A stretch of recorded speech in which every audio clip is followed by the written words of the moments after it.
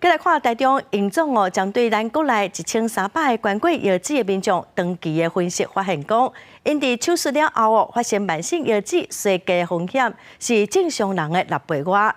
那使本身阁有高血压、高血脂等慢性病，药剂异常的风险会阁愈悬，所以提醒捌关过药剂的人一定要长期追踪。战神是甲啥掀开，腹肚的疤就是6年前关药剂的时阵留落来的。即马虽然健康状况真好，不过也是有药酸较悬的问题。有一次我偷吃了，然后我就尿酸就整个就飙高，痛到不能走啊。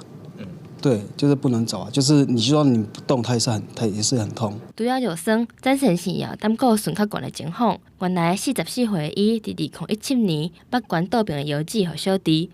虽然手术成功，不过伊因为工课较无闲，较少啉茶，食物件也无特别准则，增加药剂的负担，也互慢性药剂衰竭含尿毒症的风险增加。台中营总伫2006年开始，针对国内1300位关药剂的人分析发现，手术后发生高尿酸血症的风险是正常人的1.7倍。慢性药剂衰竭，药剂功能各样，甚至有6.63倍。若是关药剂的人，进前已经有高血压等慢性疾病，得到慢性药剂衰竭的风险是愈悬，可以达到大概70%-80%的这个功能。好，那我想足够一个人正常的使用。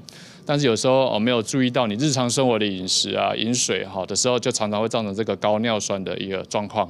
医师表示，关药剂的人敢若剩1粒药剂，功能虽然会当负担身体的运作。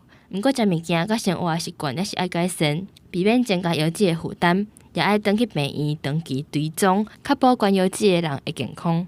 记者台中报道。